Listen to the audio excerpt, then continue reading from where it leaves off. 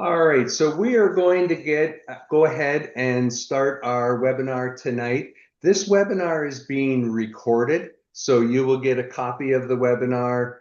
If at any time you have any questions, put them in the chat. We may not answer them at the time that you put the questions in the chat, but we will definitely answer the questions at the end to make sure that we get all of the questions answered. Again, a lot of people think, oh, I don't want to ask that. It's too simple, but there are no dumb questions. So I always like to have people go ahead and say it. So this is Edgewood Apartments. We are currently a 506c offering, which is for accredited investors only. If you're not accredited, you don't have to leave. Stay and learn. We're going to have future opportunities for you to be able to invest in. An accredited investor is someone who has a net worth of $1 million or a single income of 200 or 300. And if you're not sure, don't worry about it. We can get it all sorted out. Tonight is to tell you about this great opportunity. So this is Edgewood Apartments.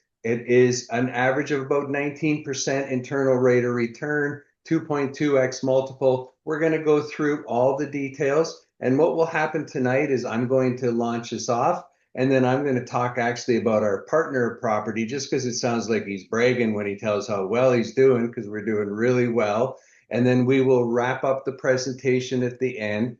I'm going to put my contact info into the chat. If at any time you want to book a call with me, a Zoom call, please feel free to do that. We'll also at the end share the link if you're interested in investing. I'm going to put that in the chat. Sorry, popped too many buttons, lost my chat. And I'm going to go ahead and turn it over to my partner. Go ahead, sir. You want to go through the disclaimer, Trevor? Yes, definitely. Sorry. So any real estate investing always carries some risk. It is your responsibility to do your own due diligence. We believe that we've done our due diligence and we're presenting to you to be what is true and accurate, but you should review them all. A lot of them will be listed in all of the documents that we provided once you go ahead and go to invest in it. But we must warn you that all real estate investing does have some risks, so make sure that you do your own due diligence. And I'm going to talk a little bit about Sanjay, and then I'll let sorry, I'm losing my order. It's been a week or two since we've done this. So Sanjay is basically a balance sheet KP partner with the balance sheet and the experience. For those, I've known Sanjay for 7.5 years. I actually made my first passive investment with Sanjay 7.5 years ago. I've been a limited partner, which is what we're talking to you today about investing as limited partners in 20 syndication. And this will actually be my 20th deal as a co-sponsor on syndication. So meeting Sanjay was one of the best things that happened in my life. Been partner with him on 17 of the 20 syndications. So he's obviously a great partner. And I'm going to go ahead and let you introduce yourself. Thank you, everyone. Thank you, Trevor. So I'm Chirayu Ved, lead GP, owner and operator for this deal. Sanjay and I, this is a second deal we are partnering together. The first one was Vale Apartments in the same sub-market, Sealy, which is on I-10 west of Houston. And this is the second deal, Edgewood, coming together in the same sub-market. So Vale and now in Edgewood. So by way of background, I'm a CPA. I've also done my strategy and finance MBA from Fuqua School of Business in Duke University. Have been in technology space, focusing on business and technology strategy for the last 25 years. Most of the time I've spent is with Big Five, KPMG, and a lot with Accenture. Having said that, from a multifamily experience, 7.5 years, almost 8 years as an LP across various assets, 9 of them, 4 as GP, 2 co-GP, and 2 as lead GP. That's my experience. Zen Vista Capital is the LLC through which I operate. In terms of roles for this project, both Sanjay and I are co-guarantors on the loan, with Sanjay participating as a balance sheet KP partner. We were able to secure the agency debt, which is a Fannie Mae loan for 70% of purchase price. in terms of lead GP, the roles I have played is acquisition, underwriting, capital formation, and once we acquire the property, asset management for 5 years, execute the business plan that we will go through, and the planned exit. And a little bit about Sanjay and my presence together, individually, collectively, across different states. My presence is primarily Texas and some presence in North Carolina also. So, as we move on to the project, Edgewood Apartments is the largest Class B apartments in Sealy. Sealy is 5 exits on I-10. I-10 crosses for people in Houston. I-10 crosses East Coast to West Coast. It traverses multiple business district, oil and gas corridor, hospital administration, a large presence of manufacturing, as well as a warehouse district on I-10. And see, people living in Sealy are primary, basically the recipients of this growing economy. Tesla is also setting up a 1.5 billion mega battery factory 4 exits away from Sealy. So this is a quiet town, but 70% of our audience are commuters to Houston. Just by way of staying 4 exits further, they are saving 700 to $800 in monthly base rent itself. So for them, it makes all the sense. Very low crime rate, excellent school district, A plus in diversity, B plus overall. And when I say commute, everyone, most of them is having a hybrid model these days. So they commute twice, sometimes thrice a week. So it just makes sense for them to stay here. The way we benefit is we are buying a Class B multifamily complex, 1983 built, already at 95% occupancy. So I get a weekly report. Last 4 weeks weekly report was 99.26, which means only one available two-bedroom out of 136. So in terms of occupancy, we are doing excellent. In terms of DSCR, debt service coverage ratio, a small double click on this. So when we look for agency loans, there are multiple things they look for. The top two key ones are a 90% plus occupancy. That's how they call the asset stabilized in the last 12 months. We are 90% plus in the last 24 months, and last 6 months has consistently been 95% plus. And DSCR, so DSCR is your ability to generate money and pay debt. So you should have generated $1.35 to pay $1 of debt. So 1.35 is the DSCR standard for agency, Freddie Mac or Fannie. We have 2 DSCR. We are making generating double the amount of cash flow and income to service our debt. So top class DSCR, great occupancy. Surprisingly, this place is supply constrained. You will see on one of my slides as we go further, there are 4 large multifamily apartment complexes, 2 Class A, 2 Class B, all of them 95% plus. This is because of supply constrained workforce housing. We have a lot of demand in Sealy, but no new construction coming up.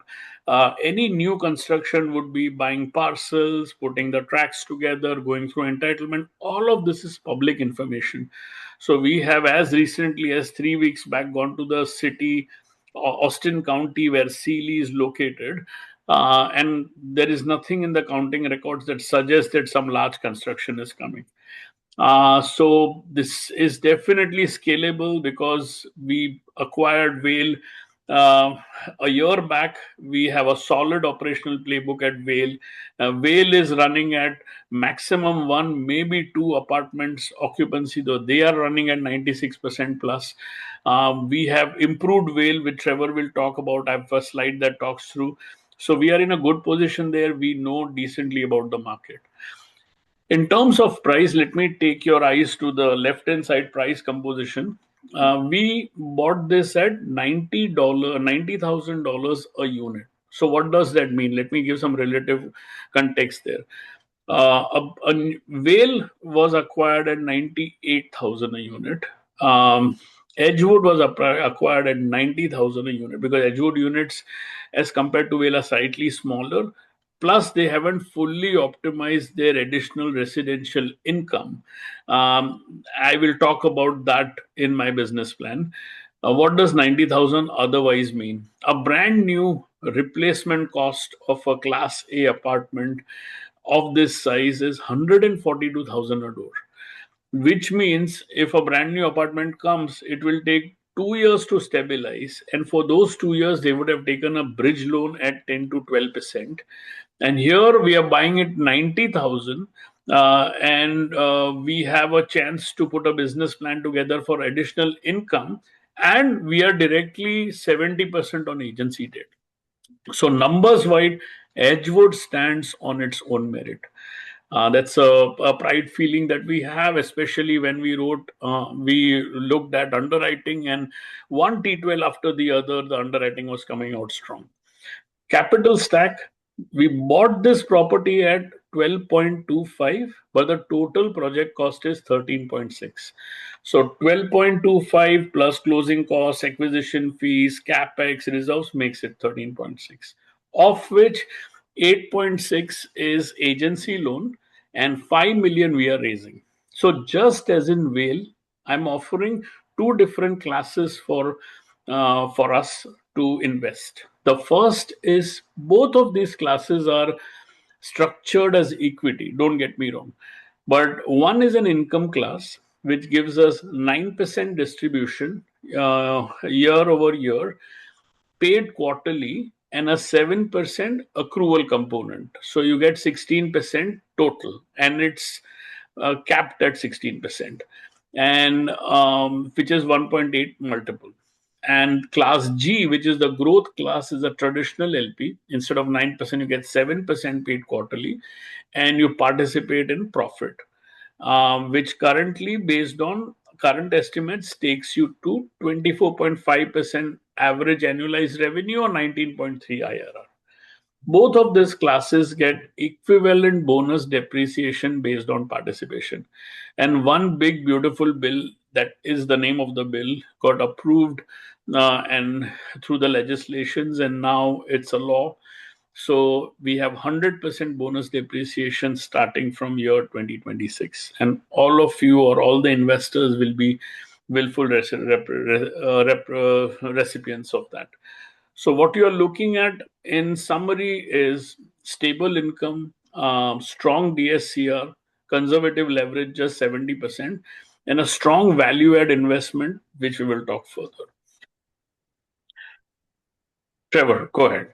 All right, so we're going to talk a little bit about our property that we bought. It's been almost a year now that we bought this property. It is 60 units, Class B. As you mentioned, a little bit larger units and also a little bit different structure. These are 16 fourplexes, so they may appeal to somebody that's looking for more of a stable house type setting. But a lot of people do like the apartment setting because you're going to get the amenities, the pools, the parks, the barbecue areas, which there are many in this particular property. So we acquired the 60 units. We've been making all of the distribution payments that were promised. So when we talk about the fact that we're going to pay a 9 and a 7, we've been able to do this.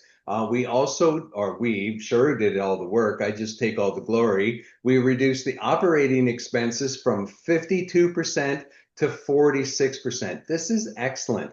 Anytime that you can run a multifamily property for less than 50%, you are doing a really good job. We also increased the debt service coverage ratio, which this particular property starting at even a higher one, from 1.65 to 1.85.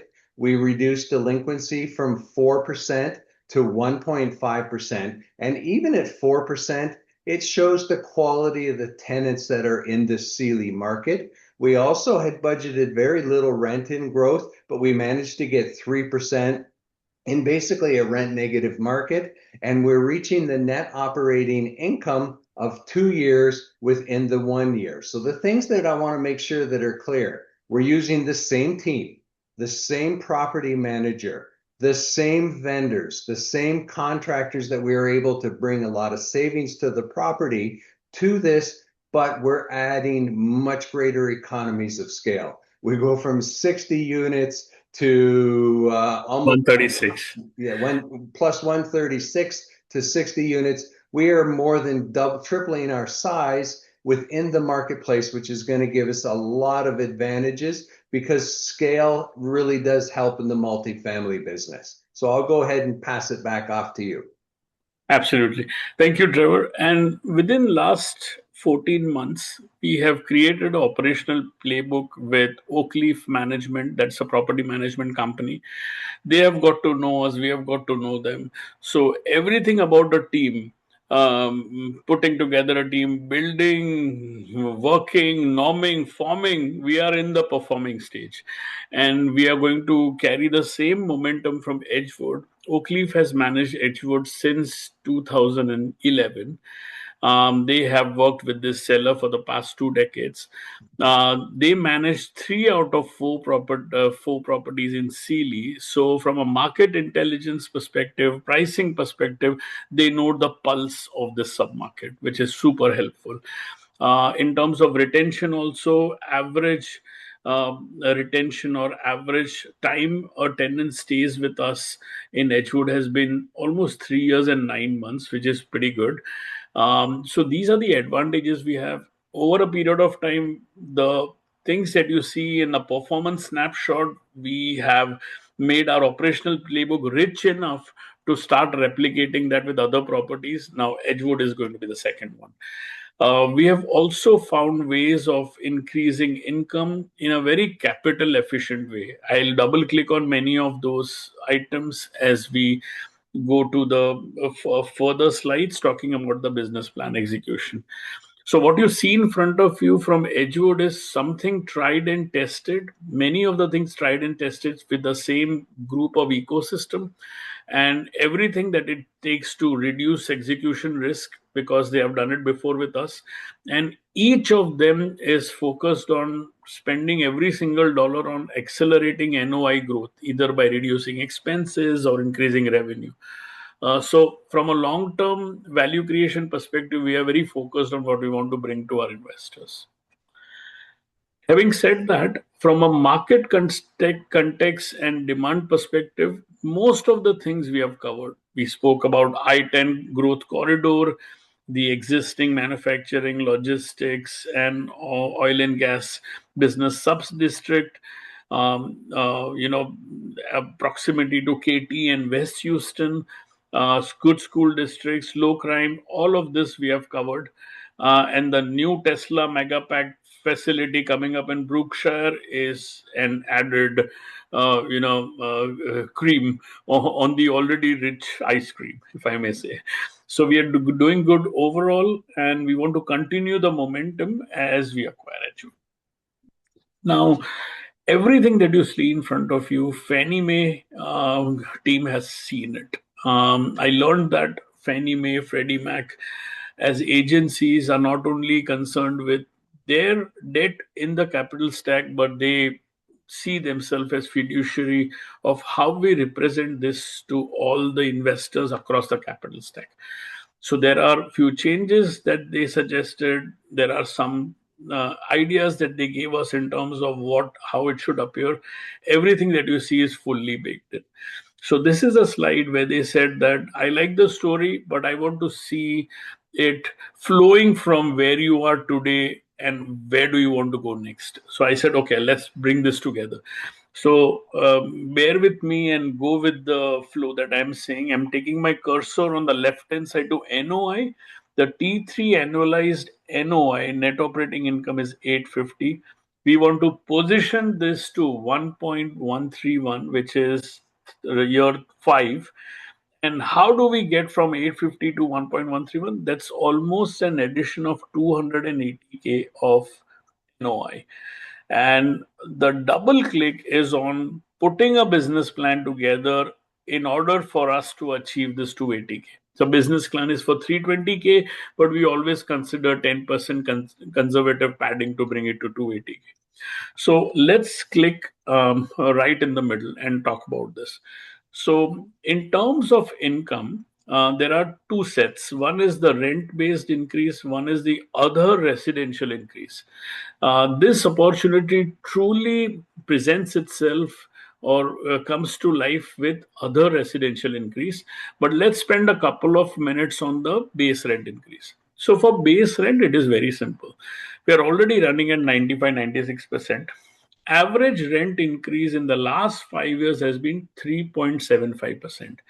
Average rent increase that I've taken in my underwriting for the next 5 years, average is just 2% conservatively. If we can we get to 3.75%? Sure. But I've taken it as 2%, and everything that you see is based on that 2%. If we get more than 2%, we are in a happy space. So we are 96% occupied, but there are two units where we are getting zero rent. Both of these are employee occupied units. These are two employees, slightly senior in their years of experience. Both of them focused on in house repair and make ready apartments. Been with the seller for 20 years, but productivity is a little bit iffy because that's the reason why we have to bring external help, etc. So what we are doing is no surprises. We'll give them a 3 month notice to either vacate or continue to live with 20 or 25% discount over base rents. Either which ways, we will have our vacancy improve because we will have these units hit the market, or we will have our collections improved, and likely collections improved, which is also totally fine. And these are two bedroom, one is two bedroom, other is three bedroom. So that's the only change we are going to make. Otherwise, we want to keep up with our rent increase and keep up with our occupancy. Now let's talk about everything else on the other residential income slide. Essentially, three items, and that's where, and I'll try to click on the capital efficient phrase that I mentioned earlier. So one is increasing in RUBS recovery. So RUBS is ratio utility billing services, essentially, which means the utility bills that are billed at the apartment level and apportioned to the tenants, which essentially is water and sewer and trash. These are the three bills that come to the apartment levels, apportioned to the tenants. These are apportioned in Vale, these are apportioned at 90%. In Edgewood, it is 45%. This was one of my asks to the seller. Why 45%? I understand you have a swimming pool, so but at least we should get to 75% based on consumption. So, seller is an established operator, very known in the commercial real estate circles, owns 2,500 units. He's easily from emerged to established to a regional player. For him, this recovery is pocket change. For me particularly, it is not pocket changed, and I'll explain how. So if we move from 45 to 55%, it is $13 to $14 of change, $13 or $14 of difference per month. For 45 to 55 is $15.5. 55, 65 to 75 is again $16. For somebody who's paying $1,140 of rent, 1% or 1.5% will not be a big difference. But for us, it will be a big difference. By way of doing so, on a conservative basis, we will make 125,000 additional money in 5 years. 125,000 just for perspective is $2 million. If I divide 125,000 by the cap rate 6.25, it's $2 million of additional value. So that is very capital efficient because there is no investment of a single dollar on our side. We have a vendor whom we are paying money to do the apportionment. Instead of 45, she will do 55, next year 65, so on and so forth. Zero cost to us, but income will be increasing. So that is one example of capital efficiency. Next, washer dryer connections. Very recently, we turned down an offer from a group, a manufacturing group, who wanted 6 apartments. We said we don't have 6 apartments, but over 2 months we will find an arrangement to get 6 apartments. But they wanted washer dryer connections. We had to turn down that book of business because we only have 13 or 10% of the units with washer dryer connections. So that's a big number, 123 units without any connections. So our plan is the money that we are raising in capex, a large chunk of it goes for washer dryer connections. So when you say connections, it is foundation, electricity, and plumbing. That's the definition of connections. And then comes install. For each connection, we can get $45 to $50 per month per unit, regardless of the size of the unit. And for installs, we have a tie-up with Appliance Warehouse and another subsidiary of CSC Works. They provide washer dryer stackable for $25. We bill it for $50, make $25 in the middle. That is also capital efficient because loading, unloading, maintaining, nothing falls on us. Everything is through that company, and we make $25 in the difference. For units that are vacant, if we notify the company for up to 90 days, they will not charge us any rent. We have the exact same arrangement in Vale. We are just extending the contract to Edgewood. So washer dryer connection itself gives us $50. Install would give us $25. For now, we are projecting only 80 washer dryer connections. We had contractors go through 2 rounds and they came up with a number 95, but 80 is conservative. Anything more than 80 would be a stretch because now you're talking about breaking the drywalls and all that stuff. So 80 is a good number, though 95 could be an achievable number. Next is carport. So we did an internal survey with the tenants and we got 95, close to 100 hits, which they say they will pay for carports $35 to $40. We have 198 spaces, 14 ADA for the handicap, and the remaining out of the remaining spaces, we are planning to put 80 carports in a configuration of 8 or 10 across the 5-acre apartment complex that we have and across 10 buildings. 80 is a good number. So people who don't want to pay still have space to park, and we'll get $35 to $40. Washer dryer connection carports, the expenses that we make to build it can be recovered in 3 years, maximum 3.5 years. So if the earlier we make it, the better runway we have to earn additional expenses and something to boast in a good way at the time of sale that these are the additional improvements or value adds that we have made to the property and generating X amount of income. That's the double click on the rent increase. And basically, that's how we are looking at an NOI increase. We spoke about both the classes, income and growth. The primary difference is both structured as equity. Income is more from people who consider current income, a higher current income, 9%, and capital preservation because income class gets paid yearly or quarterly annual dividend returns, as well as gets redeemed out early at the time of sale. Though both income and growth, the growth class comes from the same feed of NOI growth, the differentiation is income class gets paid first, and they are immediately paid after senior debt or agency debt. Growth class comes second, but they have a chance to participate in profit. So for those who are looking at a simple example, so before that, I wanted to talk about agency debt. Agency debt we have is 5.62%, 10-year fixed, 30-year amortized, and first 5 years interest only. So that gives us a handsome payout from a cash perspective because it's interest only loan. And 10-year fix gives us the ability to we also have a assumability clause. So if we are selling it from 5 years, we can transfer the loan to the new seller who can further be on the loan for the next 5 years at the same rate. The rate would not change for him.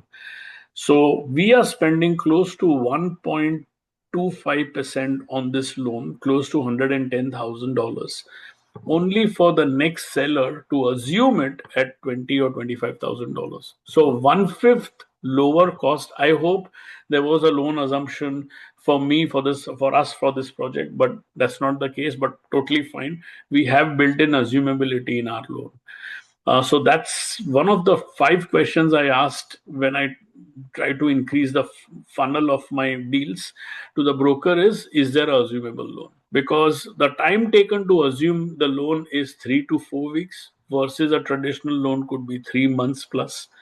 Time money spent is 1.25% or 110,000 in my case versus 25,000. So big difference. That was about the senior agency debt. Give you an example of what income class looks at.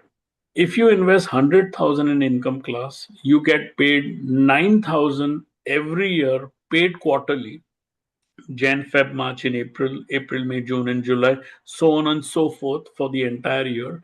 You get 7% accrued paid at the end of 5 years, which is 35,000, and you get your capital back, which is 1.8x multiple. Bonus depreciation, I've mentioned. The first paragraph is not relevant at all because now we have the one big beautiful bill passed as is already legislated. So you are looking at anywhere between 50 to 70,000 as capital loss. For most of us here who are not a real estate person by the definition of real estate person, you can only offset passive income to passive loss. If bonus depreciation is a passive loss, all the income that you see are 9,000 every year can be offsetted against passive loss, and still you will find some surplus in passive loss that can be adjusted to your final cumulative accrual that you get 35,000. So assuming even on the conservative side, if you get 50,000 of capital loss, there is tax-free 9,000 up to 45,000, and 5,000 left will be adjusted with the cumulative accrual. So that's the power of bonus depreciation, is almost a tax-free income for you.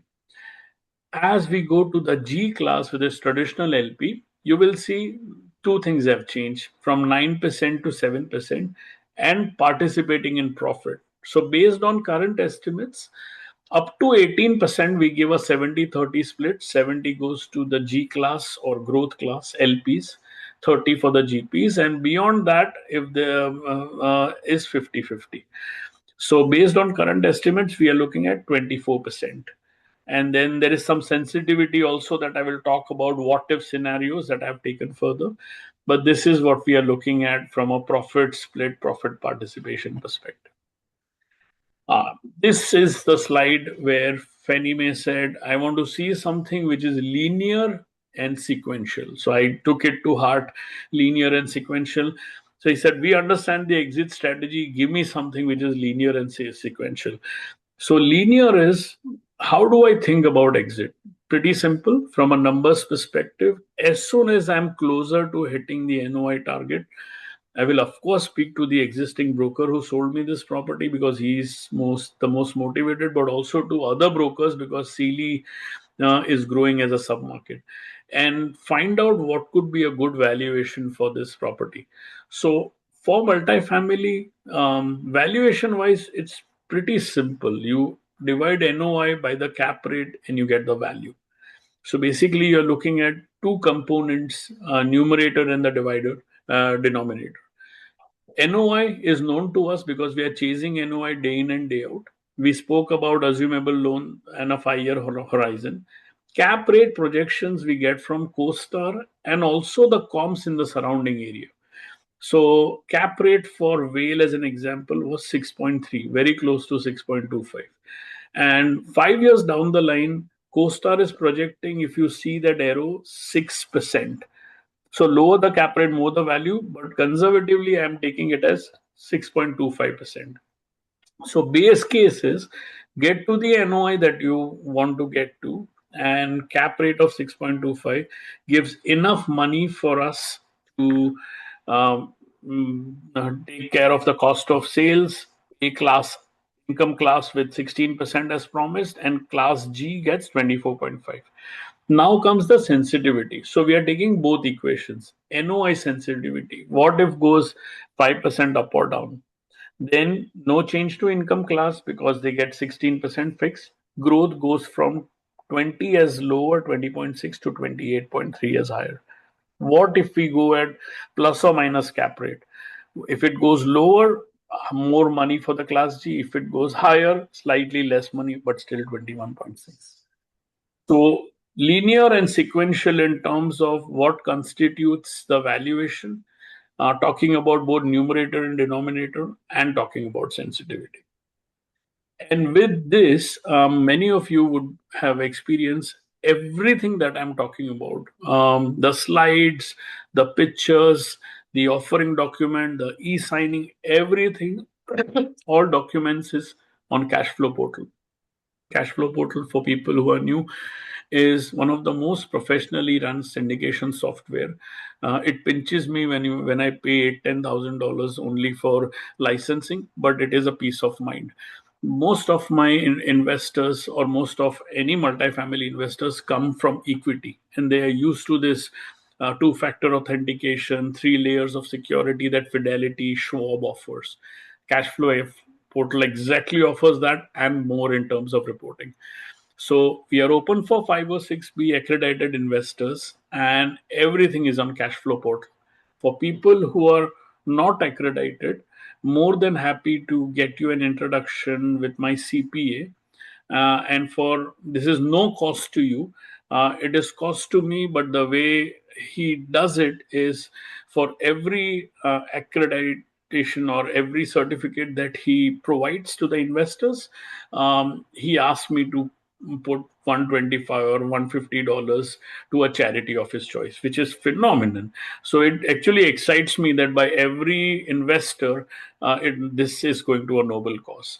So that's the arrangement that we have. Currently, we are in 506C, and looking forward to have investment in either of the classes, including split in both the classes from regular accounts or SDIRA accounts or IRA structure accounts. Having said that, everything from this point is appendix, but there are few things I'd like to touch base quickly. This is the most important one. For everybody who wants to see it, tell me more about the underwriting. This is the underwriting. It tells you sequentially how we are going from a T12 to T3 to year 1, 2, 3, 4, 5 performer. But to make it easy, I've created callouts where callout one is focused on rent escalation, increasing collections that we spoke about. And for each callouts, I have some narrative given here as bullet points. Call out two is or other residential income, all of this mentioned here. Call out three is telling you that by way of acquiring this, real estate taxes or property tax will go higher. That's how the world works. We have a tax attorney who has worked on protesting the assessed value of this property since 2011. We sat with him, did the math, did the sensitivity, and conservatively put the real estate taxes of what we expect for the next 5 years. The good part, year one comes lower because the protest happened and the assessed value that the county determined was before the sale. So we benefited that. From next year onwards, we are projecting it to be higher. Number four is if you do a 1, 2, and 3 right, essentially you get a higher NOI impact. What is the NOI impact? As you can see, we go with full momentum, full steam with getting the business plan executed and try to get the earlier returns in year one and year two so that we can coast along and wait for the right moment to get the valuation in year 4, 5. This is simple sources and how we are getting money through raise and agency debt, how we are spending money. So we have given that part. This is a good one. Number one, property number 1 and 4 is what we own. Number 4 is Edgewood Apartments. 30% cheaper than one of the class A's, 37% cheaper than the other class A. And this pricing spread will remain because they are going at 4% increase every year, and we are going at 3.75 but projected 2%. So this healthy spread will remain, which is good for us because we are not competing each other's space. Everyone has its own crew or own audience that they are catering to. And I have an audience whose disposable income for housing is $1,950, and they are spending 1140 plus 100 or 200 for other utilities. So they have enough cushion where if I add additional residential income, they would love to participate and get more out of that. So from a spread wise, we are in a good place. In case if there is a downturn, I expect people to compromise on their lifestyles and come from A to B. So that's there. In terms of an affordability cushion, we have enough cushion. And for somebody who says, what do you expect in terms of base rent in year five? 1,255. That's the magic number. And that is easily an achievable line of sight because our story or narrative is not focused on base rent increase, it's focused on some base rent, but more residential income. Next is also Fannie Mae said slide for risk and mitigations, which I had, so I brought it from Whale. Sustainable rents, we have only considered 2% increase, but currently we have strong affordability cushion and good DSCR. Interest rate fluctuation does not apply to us, it's a 10-year fix. Economic slowdown, though we are at 96% up to 74%, even if it goes down by 21% and goes to 74%, 22%, we will still make enough money to service the debt. No new developments is known. Debt yield moves in same correlation as DSCR, so no surprises there. Liquidity risk, we are raising $2.2 for Fannie Mae's recommendation of $1. So they are saying if you got to keep a reserve of one, we are raising 2.2x times one. So I don't see a reason of any cash call out or something. Exit cap rate, higher the cap rate, lower the value. We have modeled this up to 6.75%, and we are still okay. Anybody who wants to know, did you guys do due diligence? Tell me more about that. So rather than voicing it over, I created these three groups, and amongst these three groups, what are the key drivers in each of the groups? So I put this together. The second due diligence, the more important one, is known as PCA, Property Condition Assessment, which was conducted by Walker Dunlop and Fannie Mae. So they bought two contractors and they brought their team of four people, roofers, plumbers, etc. They did everything, and the outcome of PCA study is how much reserves do I have to keep. In Whale, the reserves was $82,000, and they said we will escrow $82,000 at closing, and you will have to fix these 6-7 items. So by proportion, I was thinking this will be $200,000. This was just $38,000, and two items. We have to fix some cement concrete work near two parking lots, $10,000, and then they said after the summer, spray the buildings with a certain chemical. They have given the name, and then water pressure them. After the summer, that's $28,000. I was really surprised that Fannie Mae escrow is only $38,000. So that was it. I could not thank all of these vendors enough. I have worked with them in the past as co-GPs, also in Whale as lead GP, and continue to work with the exact same team as we move forward. Over to you, Trevor. Happy to take questions. This was a awesome. Thank you very much. Super exciting project. I didn't see any questions come up in the chat. I put the link for you to go to Cashflow Portal to be able to see the deal. I re-put my link to be able to book a Zoom call with me. Did anyone have any questions that weren't answered? It was very, very detailed, lots of information, lots of things. Again, if you have any questions, happy to answer them now or happy to answer them over a Zoom call with you. Just let us know. but appreciate everybody showing up tonight. This is an amazing investment opportunity. Really bought at a great purchase price with great debt. There's a lot of things that look really good about this opportunity. So I don't know if anybody had any questions. Happy to answer them. As I mentioned before, a copy of this recording will come out to you. You'll be able to watch it at your own leisure because I know a couple of you came in a bit late. Oh, thank you, Tom. We appreciate your support. Tom said it's a great investment with great top-notch opportunities. Thank you. Thank you. Yeah, it's always good to be able to do some deals together with the same people. It's really nice. I don't. It's always very important that you understand that real estate is a team sport and that you need to be working with people that you know, like, and trust, people that you have a history with. And, obviously I mentioned my long history with Sanjay. Shari and I've had a fairly long history, not near as long as 7 years, but, it's super exciting to be able to do it. So again, I appreciate everybody showing up. We are always available to answer any of your questions. Copy of this recording will be coming to you tomorrow, usually midday. I'm going to do one more shot for anybody have any questions. And otherwise, I'm going to let you all enjoy the rest of your evening. Appreciate it. One last thing, and Trevor will attest to it. So in Vale, we did a bunch of improvements, many of them recommended by Fannie Mae.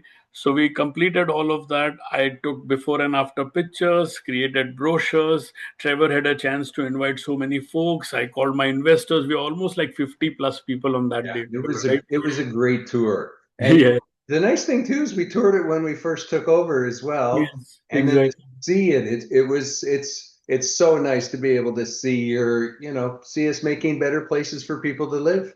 Absolutely. And looking forward to, follow the same operational playbook and extend it to Edgewood. Excellent.